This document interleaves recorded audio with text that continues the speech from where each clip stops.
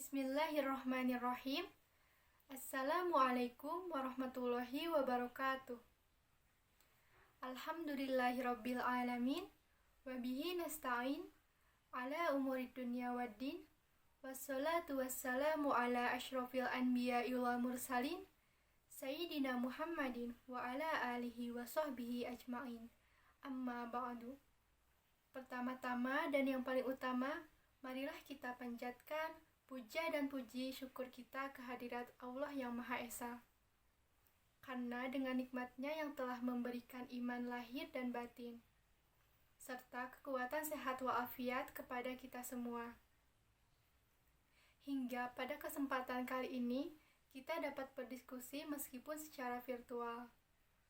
Dan sholawat serta salam semoga tetap tercurah limpahkan kepada baginda Nabi Muhammad Sallallahu Alaihi Wasallam. Yang terhormat Bapak Profesor Dr. Haji Teddy Priyatna MAG beserta Ibu Herni Suhendi MPD selaku dosen pengampu mata kuliah Administrasi Pendidikan. Dan tak lupa kepada teman-teman sekalian yang saya banggakan. Sebelum berlanjut kepada inti, kami dari kelompok 8 izin memperkenalkan diri terlebih dahulu. Di sini, saya Asima Ilia dengan NIM 119202043 sebagai moderator dan pemateri ketiga. Lalu, Saudari Amelia Wati Rahayu dengan NIM 119202029 sebagai pemateri pertama. Dan juga Saudara Asep Abdurrahman dengan NIM 119202041 sebagai pemateri kedua. Adapun materi yang akan kami bahas adalah tentang administrasi keuangan pendidikan. Sebelum kita mulai kepada pembahasan yang pertama, alangkah baiknya kita membaca basmalah terlebih dahulu. Baik, selanjutnya dipersilahkan kepada pemateri pertama untuk menyampaikan materinya. Baik, terima kasih kepada Ibu Moderator yang telah mempersilahkan saya dan memberikan saya waktu dalam presentasi kali ini untuk menyampaikan materi pertama, yaitu materi tentang hakikat konsep pembiayaan pendidikan. Kemudian, izinkan saya terlebih dahulu untuk memperkenalkan diri. Perkenalkan, nama saya Amelia Wati Rahayu, NIM 119202029. Dan sebelum dari itu, kepada teman-teman semua, semoga selalu tetap sehat berada di rumah dan semoga tetap selalu semangat dalam menjalankan kuliah online ini. Baik, langsung saja kepada pembahasan, yaitu hakikat konsep pembiayaan pendidikan. Poin pertama yaitu apa sih pengertian dari administrasi keuangan? Administrasi keuangan sekolah adalah langkah pengelolaan keuangan sekolah mulai dari penerimaan sampai dengan bagaimana mempertanggungjawabkan keuangan yang digunakan secara objektif dan sistematis. Langkah tersebut sangat penting sekali diperhatikan karena masalah pembiayaan adalah menjadi sarana vital bagi hidup matinya suatu organisasi sekolah. Selain dari itu, Mulyono MA berpendapat bahwa administrasi keuangan sekolah adalah seluruh proses kegiatan yang direncanakan dan dilaksanakan atau diusahakan secara sengaja dan sungguh-sungguh, serta pembinaan secara kontinu atau terus-menerus terhadap biaya operasional sekolah sehingga kegiatan pendidikan lebih efektif dan efisien, serta membantu mencapai tujuan pendidikan. Kemudian, unsur biaya adalah hal yang menentukan dalam mekanisme penganggaran. Penentuan biaya sangat mempengaruhi tingkat kreativitas dan efisiensi lembaga atau organisasi dalam mencapai tujuan tertentu. Kegiatan yang dilaksanakan dengan biaya yang rendah dan hasilnya mencapai kualitas yang sangat baik, maka kegiatan tersebut dapat dikatakan sebagai kegiatan yang dilaksanakan secara efisien dan efektif. Kemudian, dari beberapa pengertian di atas dapat disimpulkan bahwasannya administrasi keuangan sekolah adalah sebuah analisis terhadap sumber-sumber pendapatan atau penggunaan biaya expenditure yang diperuntukkan sebagai pengelolaan pendidikan secara efektif dan efisien dalam rangka mencapai tujuan yang telah ditentukan. Seperti itu. Kemudian yang selanjutnya yaitu yang poin kedua, yaitu sumber keuangan sekolah atau sumber keuangan pendidikan. Jadi dari mana saja sih sumber keuangan pendidikan tersebut? Adapun sumber dana keuangan dalam pembiayaan pada suatu lembaga pendidikan atau sekolah secara gratis dapat dikelompokkan atas 4 sumber, yaitu yang pertama, dana dari pemerintah. Dana dari pemerintah disediakan melalui jalur anggaran rutin dalam daftar isian kegiatan DIK yang dialokasikan kepada semua sekolah, dan ini biasanya disebut dana rutin. Kemudian yang kedua, dana dari orang tua siswa atau dana ini dikenal dengan istilah iuran komite sekolah. Nah, kemudian dari mana lagi nih dana-dana itu bersumber? Nah, yang ketiga, dana itu bersumber dari dana masyarakat. Dana masyarakat ini merupakan sumber sukarela yang tidak meningkat dari anggota-anggota masyarakat sekolah yang menaruh perhatian terhadap kegiatan pendidikan di suatu sekolah. Kemudian yang terakhir, dana yang berasal dari alumni. Dana ini biasanya digunakan untuk meningkatkan mutu sekolah, misalnya seperti buku-buku, alat tulis, alat pembelajaran, dan perlengkapan semua alat pembelajaran. Mungkin hanya itu yang dapat saya sampaikan. Lebih dan kurangnya mohon dimaafkan. Saya kembalikan kepada Baik, selanjutnya dipersilahkan kepada pemateri kedua untuk menyampaikan materinya. Bismillahirrahmanirrahim.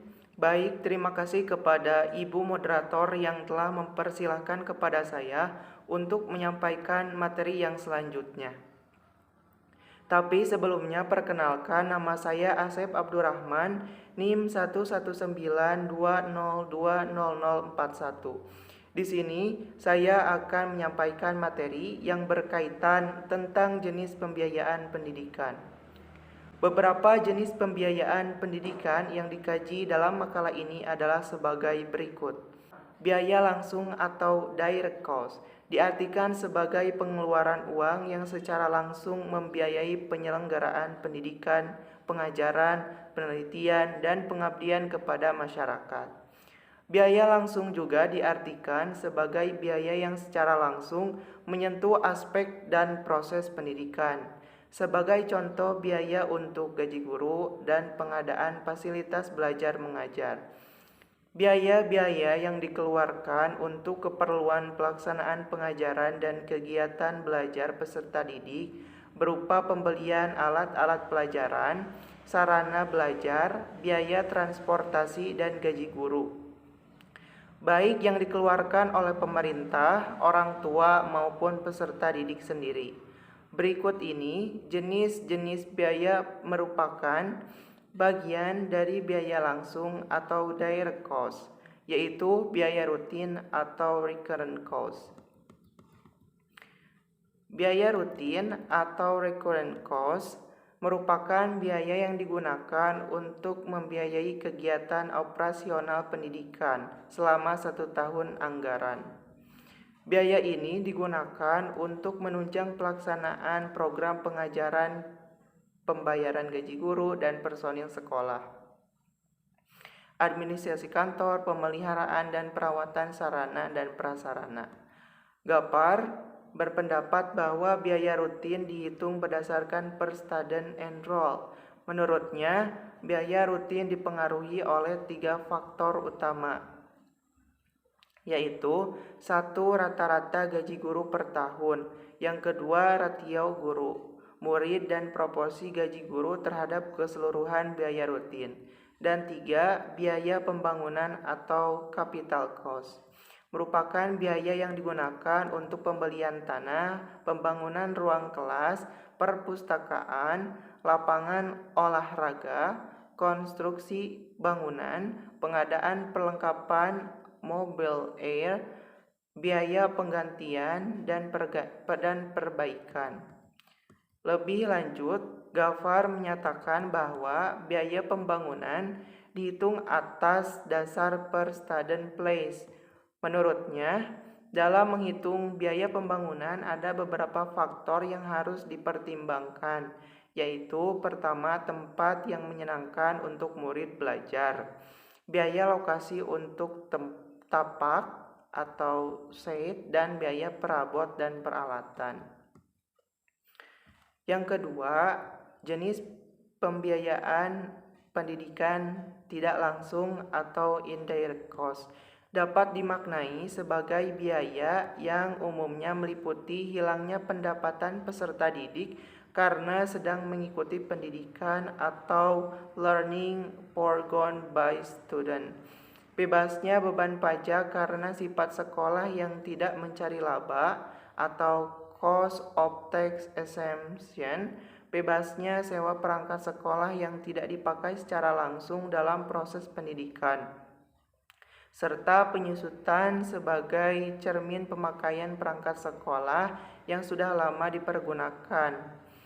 Kemudian berikut ini jenis-jenis biaya yang merupakan bagian dari biaya tidak langsung atau indirect cost, yaitu ke-1, biaya pribadi atau private cost adalah biaya yang dikeluarkan keluarga untuk membiayai sekolah anaknya dan termasuk di dalamnya foregone opportunities. Dalam kaitan ini, Jones mengatakan, in the context of education, these include tuition, fees, and other expenses paid for by individual. Dengan kata lain, biaya pribadi adalah biaya sekolah yang dibayar oleh keluarga atau individu. Kedua, biaya masyarakat atau social cost adalah biaya yang dikeluarkan oleh masyarakat untuk membiayai sekolah. Di dalamnya termasuk biaya pribadi. Dalam kaitan ini, Thomas H. Jones mengatakan, sometimes called public costs include cost of education financed through taxation. Most public school expenses are example of social costs. Dengan kata lain, biaya masyarakat adalah biaya sekolah yang dibayar oleh masyarakat. Baik, poin yang ketiga yaitu jenis pembiayaan pendidikan monetary cost adalah semua bentuk pengeluaran dalam bentuk uang, baik langsung maupun tidak langsung yang dikeluarkan untuk kegiatan pendidikan. Kemudian, jenis pembiayaan pendidikan yang keempat yaitu non-monetary cost adalah semua bentuk pengeluaran yang tidak dalam bentuk uang, meskipun dapat dinilai ke dalam bentuk uang, baik langsung maupun tidak langsung yang dikeluarkan untuk kegiatan pendidikan, misalnya materi, waktu, tenaga, dan lain-lain. Dalam Peraturan Pemerintah Nomor 19 Tahun 2007 tentang Standar Nasional Pendidikan atau SNP, Pasal 62 disebutkan bahwa pembiayaan pendidikan terdiri atas biaya investasi, biaya operasi, dan biaya personal. Biaya investasi satuan pendidikan meliputi biaya penyediaan sarana dan prasarana, pengembangan sumber daya manusia, dan modal kerja tetap. Biaya operasi satuan pendidikan meliputi gaji pendidik dan tenaga kependidikan, serta segala tunjangan yang melekat pada gaji, bahan atau peralatan habis pakai, dan biaya operasi pendidikan tak langsung berupa daya, air, jasa, telekomunikasi, uang lembur, transportasi, komunikasi, pajak, asuransi, dan lain sebagainya. Adapun biaya personal meliputi biaya pendidikan yang harus dikeluarkan oleh peserta didik untuk bisa mengikuti proses pembelajaran secara teratur dan berkelanjutan. Sementara itu, Peraturan Pemerintah Nomor 48 Tahun 2008 tentang Pendanaan Pendidikan Pasal 7 sampai dengan Pasal 30, pendanaan pendidikan menjadi tanggung jawab pemerintah dan pemerintah daerah yang terdiri atas 5 jenis, yaitu 1. Biaya investasi satuan pendidikan meliputi biaya investasi lahan pendidikan dan biaya investasi selain lahan pendidikan. 2. Biaya investasi penyelenggaraan dan atau pengelolaan pendidikan meliputi biaya investasi lahan dan biaya investasi selain lahan. Ketiga, biaya operasi satuan pendidikan meliputi biaya personalia dan biaya non-personalia. Keempat, biaya operasi penyelenggaraan dan atau pengelolaan pendidikan yang meliputi biaya personalia dan biaya non-personalia. Serta kelima, bantuan biaya pendidikan dan biaya peserta didik. Dalam perkembangannya, kebutuhan pendanaan pendidikan merupakan salah satu permasalahan yang cukup pelik untuk dikelola secara efektif dan efisien. Permasalahan pendanaan pendidikan erat kaitannya dengan keperluan operasionalisasi penyelenggaraan pendidikan. Biaya tersebut antara lain 1.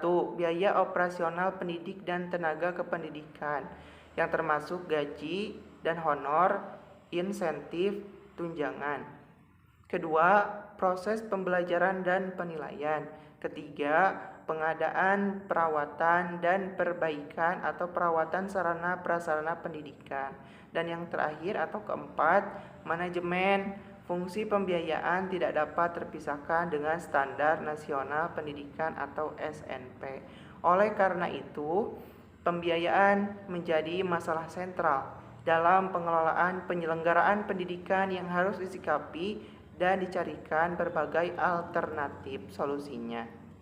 Ketidakmampuan lembaga penyelenggara pendidikan untuk menyediakan pendanaan pendidikan akan menghambat proses operasionalisasi penyelenggaraan pendidikan itu sendiri.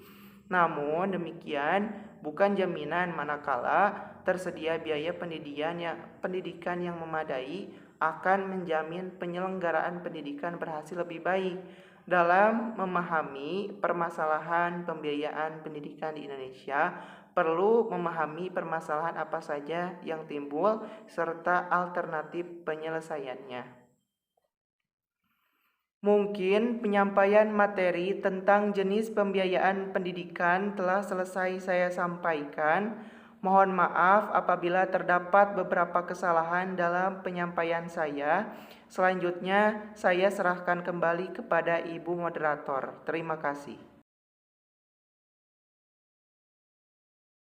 Baiklah, untuk materi terakhir akan dipaparkan oleh saya sendiri, yaitu tentang pemberdayaan pendidik dan tenaga kependidikan.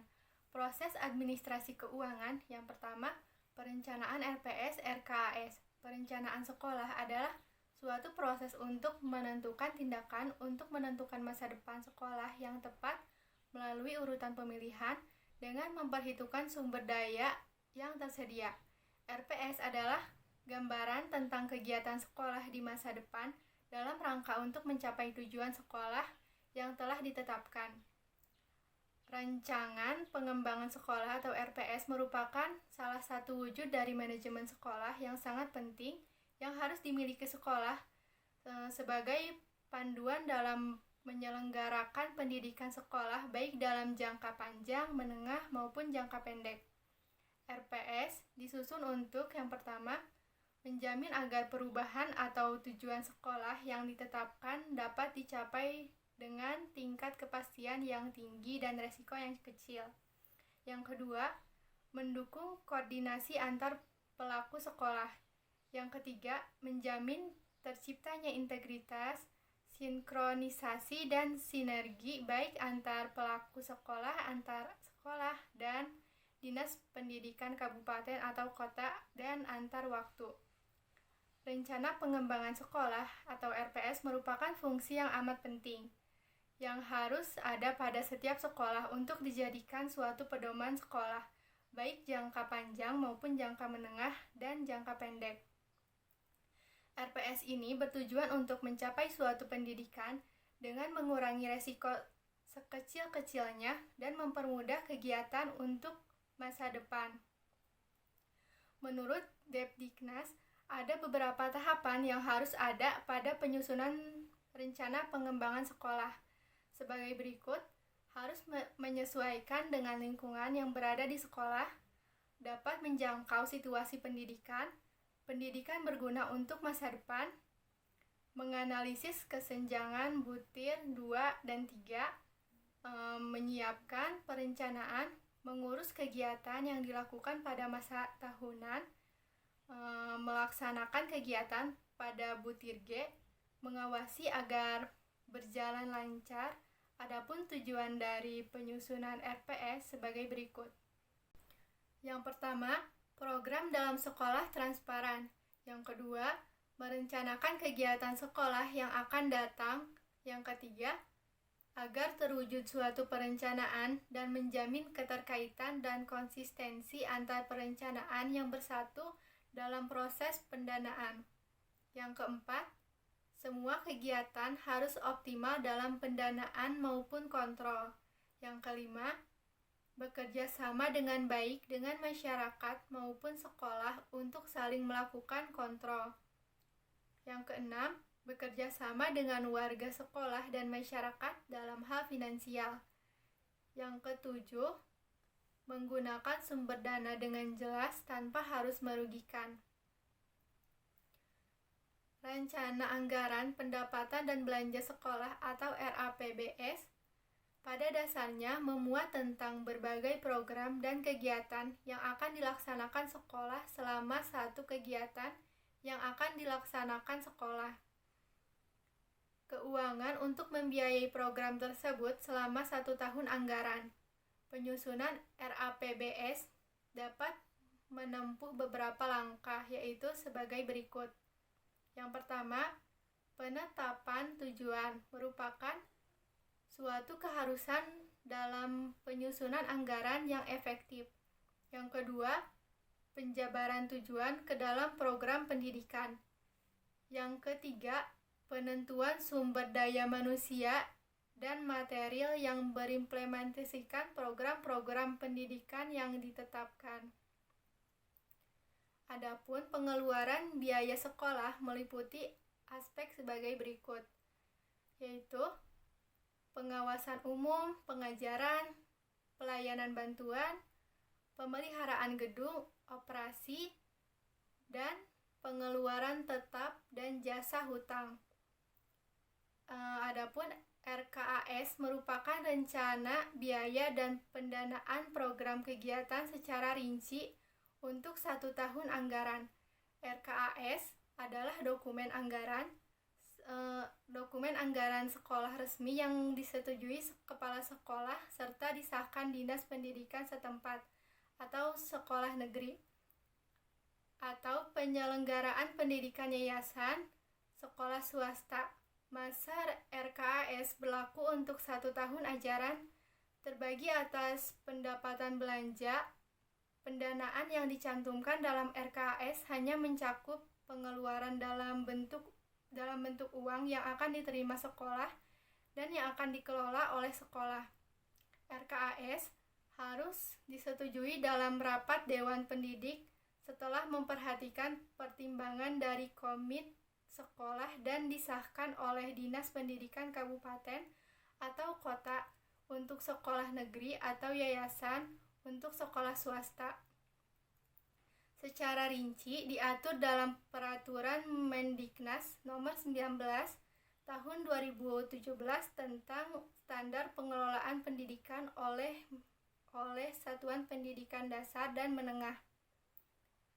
Adapun tujuan penyusunan RKAS meliputi memberikan arah yang jelas terhadap program sekolah, merencanakan kegiatan-kegiatan sekolah di masa yang akan datang, menjamin tercapainya integrasi, sinkronisasi, dan sinergi pendanaan pada kegiatan-kegiatan sekolah, menjamin keterkaitan dan konsistensi antar perencanaan, penganggaran, pelaksanaan, dan pengawasan, mengoptimalkan partisipasi warga sekolah dan masyarakat dan hal dukungan dan pengawasan, mengoptimalkan partisipasi warga sekolah dan masyarakat beserta hal dukungan finansial, menjamin tercapainya penggunaan sumber dana secara efisien, efektif, berkeadilan, dan berkesinambungan.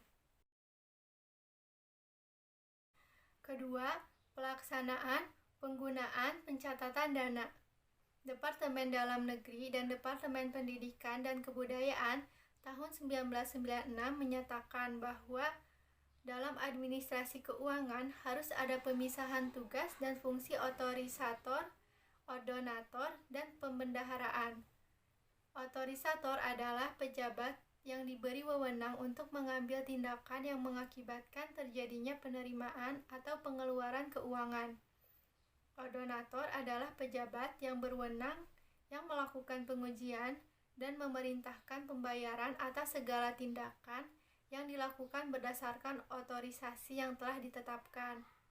Sedangkan bendaharawan adalah pejabat yang berwenang yang melakukan penerimaan dan pengeluaran uang atau surat-surat berharga lainnya yang dapat dinilai dengan uang dan diwajibkan membuat perhitungan dan pertanggungjawaban sesuai dengan alokasi anggaran yang sudah ditetapkan sebelumnya.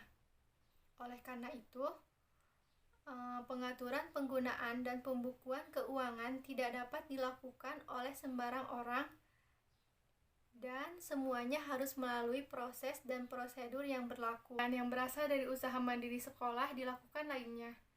Laporan pertanggungjawaban keuangan ini penting agar pemerintah atau masyarakat pemberi dana tahu untuk apa saja uang yang telah diberikan ke sekolah dimanfaatkan. Apakah kegiatan yang didukung oleh dana tersebut dapat terlaksana atau terimplementasikan? Pelaporan dan pertanggungjawaban anggaran rutin dan pembangunan dilakukan dengan memperhatikan ketentuan yang telah disepakati, yaitu sebagai berikut.